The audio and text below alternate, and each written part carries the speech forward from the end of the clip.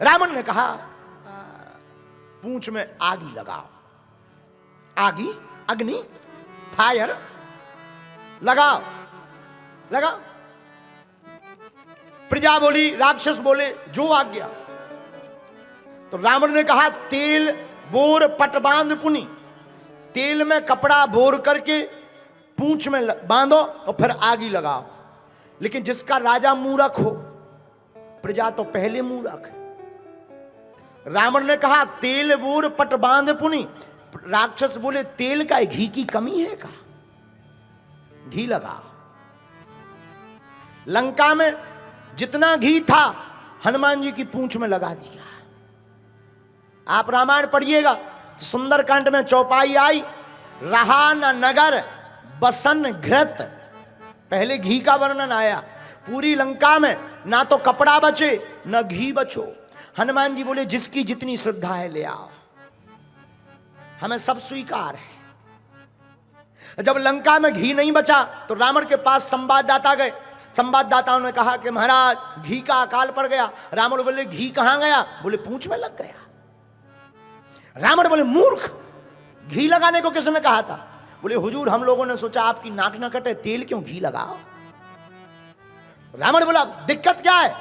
अरे बोले हुजूर उसकी पूंछ है कि घट नहीं रही, बढ़ रही। बाड़ी पूंछ कीन कपी खेला, रहा न नगर बसन घृत तेला, बाड़ी पूंछ कीन कपी खेला। हनुमान जी के पूंछ में एक कपड़ा बंधे, हनुमान जी 1 इंच और बढ़ा दे। समझ में आए ना, पूंछ घटे ना। रावण बोलो तेल बचो, संवाददाता बोले बचो है।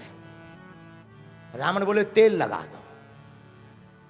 लंका का जितना तेल था हनुमान जी की पूंछ में लगा दिया। धन्य है वीर बजरंग बली। हनुमान जी बोले और किसी की श्रद्धा? राक्षस बोले महाराज कपड़ा भी खत्म, तेल भी खत्म, घी भी खत्म। हनुमान जी बोले जो पहने बे और मान दो। हनुमान जी ने सबके कपड़े बंधवा लिए। अब पूंछ में आग लगाई तो राक्षसों को तो देखो कई लोग ऐसे होते हैं जिन्हें ये लगने लगता है कि पड़ोसी के घर में आग लग जाए तो ओहो ताली बजाएंगे, मजा आएगा। कई लोगों को पड़ोसी के घर में ही आग लगने पे मजा आता है।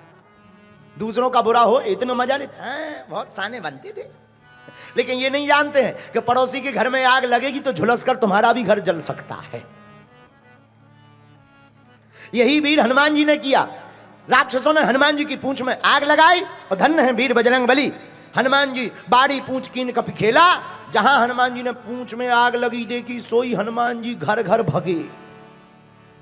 प्रत्येक घर की अटारियों पर निबुक चढ़ो कपी कनक अटारी, रामायण पढ़िएगा, निबुक चढ़ो कपी कनक अटारी। हनुमान जी घर घर जाने लगे, हर घर को जलाया लेकिन एक घर को नहीं जलाया। तो पत्रकारों ने माइक लगा दिया, सरकार सरकार रुको रुको रुको रुको, एक मकान रह गया पीछे 106 नंबर। हनुमान जी बोले चेक करो उनके घर से चंदा आया है।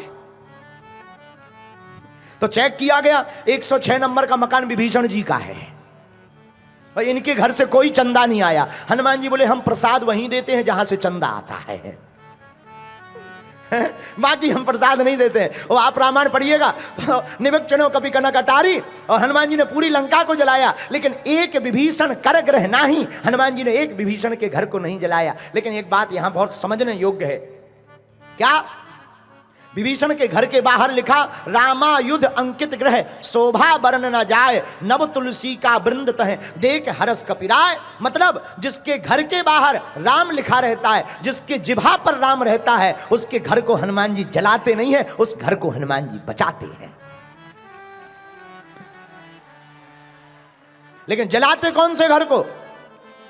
जिनके घर से संतों की प्रतिष्ठा को जलाने का काम किया जाता। जिस परिवार के लोग संतों की, ब्राह्मणों की, भक्तों की प्रतिष्ठा को उखाड़ने का काम करते हैं, ऐसे घरों को हनुमान जी अपनी पूंछ में आग लगा करके जला देते हैं। तो हनुमान जी केवल बलवान नहीं है, हनुमान जी बुद्धिमताम वरिष्ठम। इसलिए हनुमान जी से तुलसीदास जी मांग क्या रहे? बल बुद्धि। हे हनुमान जी बल भी दो और बुद्धि भी दो। क्यों? क्योंकि बल होगा और अकल नहीं होगी तो घाटा खा जाएंगे। तो बल बुद्धि विद्या, विद्या भी चाहिए।